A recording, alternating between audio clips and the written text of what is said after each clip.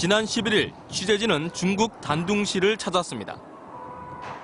압록강을 사이에 두고 마주보고 있는 단둥과 북한 신의주는 북중 무역의 중심 도시들입니다. 단둥에는 조선족 2만 명이 살고 있는 것을 비롯해 남북한의 무역인들도 많아 곳곳에 한글 간판들이 눈에 띕니다. 시내에서 불과 5분 거리인 압록강변에는 중국과 북한의 혈맹 관계를 상징하는 절교인 중조우이교가 서 있습니다. 강변에는 돈을 내고 한복을 입은 뒤 압록강을 배경으로 기념사진을 찍는 중국 사람들이 많습니다. 비밀에 쌓인 나라 북한과 관련된 모든 것들은 중국 사람들에게도 호기심의 대상이자 관광 상품이 돼 있습니다. 那个是那个北周山的烟吗？对，这是真的北周山的。真的。那个是那个北周山的衣服啊。对呀，这是民族服装嘛。 취재진은 중국 단체 관광객들의 틈에 섞여 압록강을 오르내리는 유람선에 올랐습니다. 그때 유람선 옆으로 모래를 실은 배 한 척이 지나갑니다. 펄럭이는 붉은 깃발은 북한의 인공기입니다. 신의주라는 글씨도 선명합니다. 강 건너 신의주 쪽으로 배가 좀 더 다가가자 고기를 잡고 물을 깃는 북한 주민들의 일상적인 모습들이 손에 잡힐 듯 가깝습니다. 간간히 군인들의 모습도 눈에 띄고 붉은색의 정치 구호도 선명합니다. 하지만 중국 단둥 시내가 바로 앞인 만큼 건물들도 비교적 깨끗해 보이고 주민들도 상당히 평온한 모습입니다. 한가롭게 부둣가에 앉아 담소를 즐기고 유람선을 향해 웃으며 손짓을 하는 여유까지 보였습니다. 고급 식당인 압록강각 주변에는 한 무리의 학생들이 모여 있었습니다. 아직 앳돼 보이는 학생들은 아마도 현장 학습을 나온 듯 했습니다. 그런데 30분쯤 뒤 한 척의 배가 중국 쪽 강변으로 다가왔습니다. 중국 유람선과는 모습이 다르다 싶었는데 선명한 한글 배 이름이 눈에 들어옵니다. 민흥 433호. 연기통에는 북한의 인공기가 선명합니다. 그리고 배 위에는 100여 명의 학생들이 1, 2층을 가득 채우고 있습니다. 새하얀 유도새 빨간 스카프를 두른 아이들은 아까 강변에서 보았던 바로 그 학생들입니다.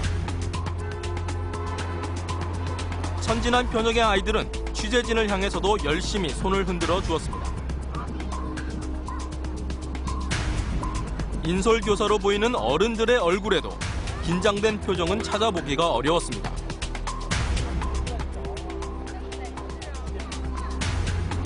철교 밑을 지나갔다 사라진 이 배는 방향을 돌려 다시 강변에 나타났습니다. 그리고 30분쯤 뒤 북측으로 사라졌습니다. 현지 주민들에 따르면 아이들을 태운 북측 유람선은 지난 6월 1일 처음으로 압록강변의 모습을 나타냈습니다. 6월 1일이 국제아동절, 우리의 그 어린이날에 해당되니까 나름대로 그런 측면에서는 이해는 할 수가 있어요. 그런데 취재진이 목격한 6월 11일까지 비가 많이 온 날을 제외하고도 8, 9일 동안이나 운행이 계속됐다는 건 상당히 드문 일입니다. 보통은 어떤 날에 유람선을 뛰는 거예요? 김일성 생일 태양절 때는 요즘처럼 한 열흘 이렇게 가까이 이렇게 계속해서 뛰는 거는 아주 이례적이에요. 긴장된 정세 속에서 체제 유지의 자신감을 보여주기 위한 게 아니냐는 것이 현지인들의 이야기입니다. 저쪽 형편에서는 부담이 된다고 봐야죠. 워낙 그 물자가 귀한다니까 특히나 그 기름, 그 아이들 그 옷 같은 것도 입은 거 보니까 깨끗하게 이렇게 입고 아마 선별해서 그렇게 태운 것 같아요. 상당히 큰 맘 먹고 띄우는 그런 그 내부 행사다. 중국 사람들한테도 이제 보여주기 위한 그런 측면도 있다고 봐야 돼요. 취재진은 단둥 시내에 있는 한 북한 직영 식당에 들러 아까 본 북한 유람선에 대해 물어봤습니다. 배에 타고 있는 학생들은 북한의 소년단이며 지난 6월 6일 소년단 창단일과 관련이 있을 거라는 대답이 돌아왔습니다.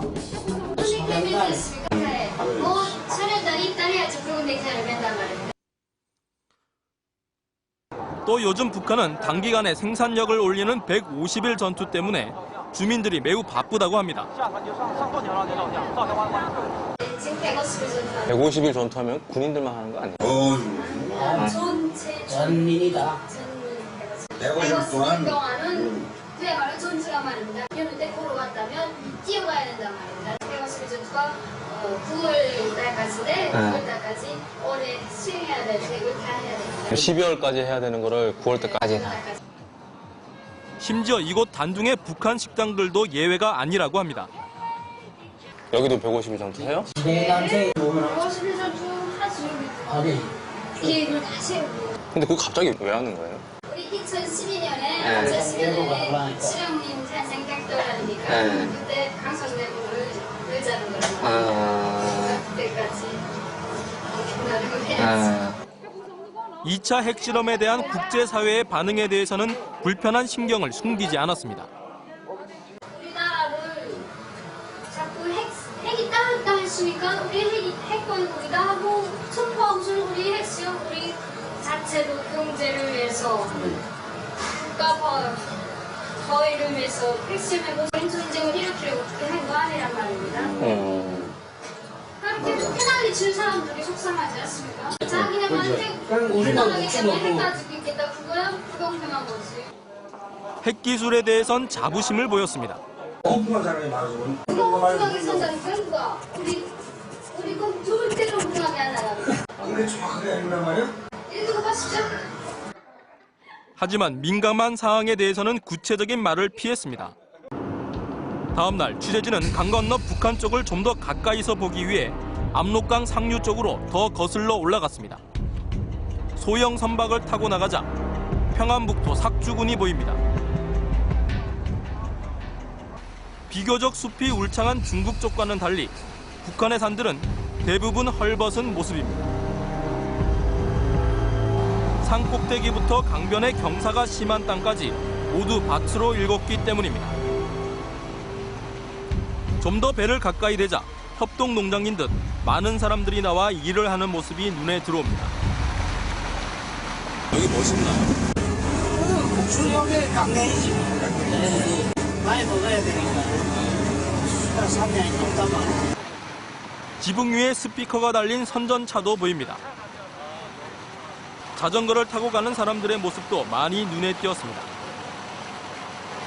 여기는 그 자전거가 제일 좋은 교통공급이다. 또 자전거 빼뜨리고 사람 죽인다지 않아요. 자전거 타는 집이면 저게 아주 괜찮은 지역이지. 그런데 총을 메고 걸어가는 북한 군인이 나타납니다. 게다가 초소에 있던 북한 군인들이 취재진을 발견하자 카메라가 매우 눈에 거슬리는지 권총까지 들고 위협합니다. 취재진은 서둘러 자리를 뜰 수밖에 없었습니다. 좀 더 강을 거슬러 올라가자 이번엔 대규모 공장이 나타납니다. 석회암을 가공해 카바이트를 생산하는 청수화학 공장입니다. 이 공장에는 북한 노동자가 3,000명이나 된다고 알려져 있지만 취재진이 찾았을 땐 적막감만이 감돌았습니다. 공장이 이렇게 돌아가는 것처럼 안 보이네요. 다 배가지고 생기가 하나도 없잖아요. 북한 쪽 강변으로 더욱 가까이 가려는 취재진 앞에 이번에는 인공기가 선명한 경비정의 모습이 나타납니다. 군인들이 한데 모여 무언가를 하고 있어서 다행히 이쪽을 발견하지는 못했지만 취재진은 더 이상의 촬영은 위험하다고 판단해 뱃머리를 빨리 돌려야 했습니다. 2580 취재팀이 먼저 찾은 곳은 중국 용정의 북한 접경 지역. 두만강을 사이에 두고 함경북도 해령 땅이 자리 잡고 있는데 탈북 사건이 가장 많이 발생하는 지역 중 한 곳입니다. 용정시 외곽에 비포장 산길을 한참 오르자 건너편으로 북한 땅이 보이기 시작하더니 북한이 대외 선전용으로 만든 마을이 눈에 들어옵니다. 저기 아주 참하게 또 그 우리나라 새마을운동과 같은 거를 얘도 길가에다가 선전용을 했는 거예요. 그럼 저기 이 흐르는 강이 두만강이지. 인적이 드문 이 마을을 중국 주민들은 유령 마을로 부른다고 합니다. 사람이 없네요, 정말. 그 연기가 없고 사람 없다는 거. 유령의 집이라고 보면 되지. 아침 6시니까 한국 7시거든요. 네. 근데 그 사람이 많이 안 보다, 이 사람이라는 게. 강 상류 쪽으로 좀 더 올라가자 강폭이 20m 정도로 줄어들었습니다. 탈북자들이 국경을 넘는 주요 지점이라고 합니다. 그동안은 루트가 있어요. 그 루트를 이 탈북자들이 잘 활용하지 아무 데나 못하죠. 저쪽에도 진입력고 50m 간격으로 만들어진 감시 초소에 북한 군인들 모습도 눈에 띄었습니다. 수단 방법을 가리지 않고 탈북을 막는 게 이들의 임무지만 탈북자가 일단 강물에 발을 담그면 총을 쏘지 않는다고 합니다. 두만강 건너 중국 땅을 향해 발포할 경우 외교 문제로까지 비화될 수 있기 때문입니다. 쫓아가지고 잡아가지고 갈 수 있지만 총을 못 쏘요. 일단 강에 들어오면. 들어오면은 와가지고 이 중간 지점 들어오기까지 쫓아 목을 잡고 간다든가 붙잡고 간다든가 이거는 몰라도 총을 못 쏘요. 좀 더 상류 쪽으로 차를 달리자 언덕 아래로 북한 회령 땅이 굽어 보입니다. 강 건너 마을에서 틀어놓은 아침 선전 방송이 국경을 넘어 중국 땅까지 들려옵니다. 이곳이 바로 현재 북한에 억류 중인 미국 여기자 유나 리와 로라 링이 취재 중에 붙잡혀 끌려간 장소입니다. 지금 이렇게 등성 S자로 꺾여서 쭉 내려와서 네. 저기 소나무들이 이렇게 있고 네. 요 앞에 요 아주 빼곡히 있는 요 나무가 있는 밭. 저 안에서 지금 그러십시오. 예. 여기가 바로 사고 발생 지점. 그래서 사왔어요. 사건 발생 지점은 이 덤불 속인데 정확히 따지면 북한 땅입니다. 하지만 수량이 적을 땐 물줄기가 구불구불 휘어져 흐르고 여기저기 모래톱도 생겨나 애초에 강의 중간을 기점으로 그어놓은 국경선은 육안으론 뚜렷이 구분할 수 없습니다. 중국 쪽에서 걸어 들어가면 강물을 건너기 전에 닿는 곳이라 중국 땅으로 착각하기 쉽습니다. 측량을 통하지 않고선 쉽게 분간이 안 되는 애매함 때문에 그 지점에선 탈북자 시체들이 그대로 방치되기도 한다고 합니다. 사람 종종 저기 죽어가 있어요. 탈북에 넘어다가 죽은 시체를 저쪽에도 끄집어 못 가고 여기서도 이제 남은 땅에 가지 못하고 사람이 맨날 죽어 냄새도 많이 나고 그런 적이 음식이 있었어요. 북한 회령은 원래 김정일 위원장이 평생을 그리워하고 있다는 생모 김정숙의 고향입니다. 성역으로 불리기도 하지만 탈북자가 많아 특별 감시를 받는 곳이기도 합니다. 취재팀은 탈북한 회령 여성을 수소문해 만날 수 있었습니다. 탈북 여성을 숨겨주고 있는 한 조선족 남성은 취재팀 차량을 이끌고 1시간가량 이리저리로 돌아다니더니 미행이 따라붙지 않는다는 걸 확인한 뒤에야 탈북 여성들에게 안내했습니다.